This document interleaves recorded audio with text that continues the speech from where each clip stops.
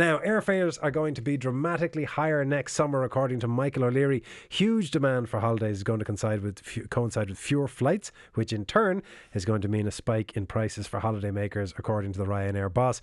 Joining me to discuss this is Eoghan Corry, editor of Air and Travel magazine. Morning, Eoghan. Good morning, Anton. Listen, this is going to be how bad for consumers?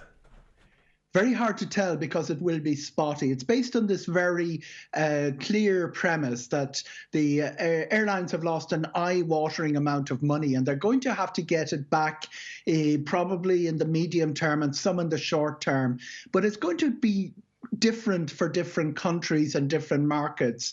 And every time Michael O'Leary goes to an interview or a microphone, you can assume that there's something tactical behind it.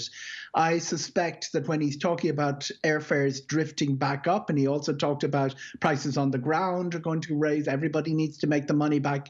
He's also seeing what Ryanair are going to do in that environment, and it's unlikely Ryanair will be hiking up their own prices.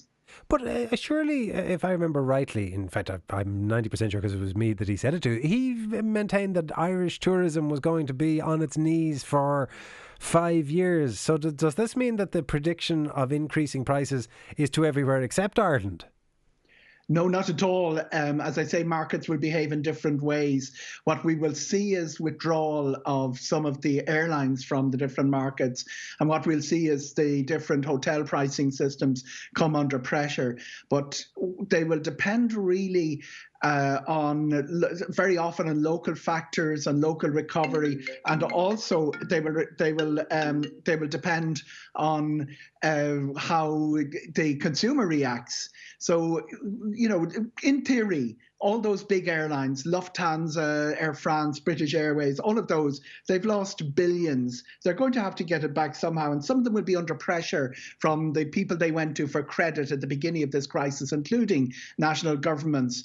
But Ryanair will probably use this, the old maxim, a crisis is a terrible thing to waste, to increase their market share. We're already seeing that happening, Anton. They've gone from 20% in Italy to over 33%. They've gone into Germany in a level that we haven't seen before. The Eurocontrol stats for this weekend show Ryanair are doing about 2,200 flights a day. That's 1,000 more than its nearest rival. So while he's saying prices are drifting up, he is using price to increase Ryanair's market share.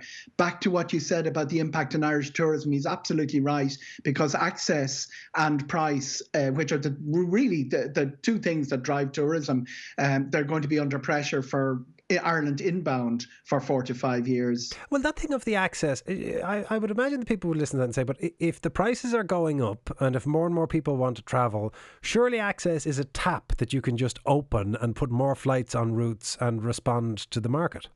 Absolutely. And increasingly, Michael O'Leary is the man in control of that tap, which gives him the sort of negotiation power that we saw him use during the global financial recession, and that, he's used with playing Shannon off against Cork in recent press statements. So, he can deliver the numbers, and he's lost an awful lot of money. Everybody's lost an awful lot of money, but he was sitting on the biggest cash pile coming into this. And what happens next will be interesting to watch. Will he see an opportunity to continue offering these amazingly low prices? I mean, it will cost €10 to go to Germany in July this year. Is he going to continue to use price to push up his market share? Now, what that means to every listener is that we are not going to be paying the higher prices for our airfares that he's talked about this weekend when it comes to his own airline, whatever happens with the others. But price is driven by competition as well. So as competitors are burned off, you will see prices drift up. And Owen, what about the overall market for any of the airlines? Because pre-pandemic, there was huge revenues to be made off ancillaries. So the referring car rentals, referring hotel rentals, referring insurance, the sales on the planes, the duty free, all of that stuff. Has that business model been significantly shifted by the pandemic, or is it going back to business as usual? The ancillaries, oddly enough, as a proportion of, obviously overall everything is down. The ancillaries as a proportion are holding up. Things like bag, we'd have a situation listeners will be familiar with. We've two contrasting bag policies for our two major airlines post-COVID.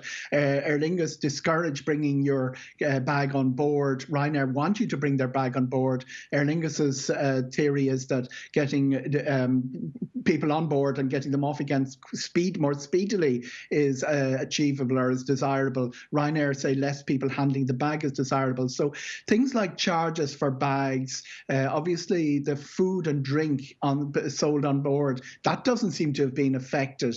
So ancillaries are still going to be really part of the overall package. But back to the core, Ryanair's tradition, history through big global crises is unbelievable. It's, they are the personification of a crisis. It's a terrible thing to waste. They went into the 9/11 with about 7 million passengers a year, and they trebled that to 23 million. They grew every year during the global financial recession and went up by about 50%, and from about 65 million to 116 million passengers a year. So COVID is almost being, you can see the Ryanair having used the two previous major crises, aviation crisis, to grow. They're looking now to COVID to push themselves well ahead of their rivals.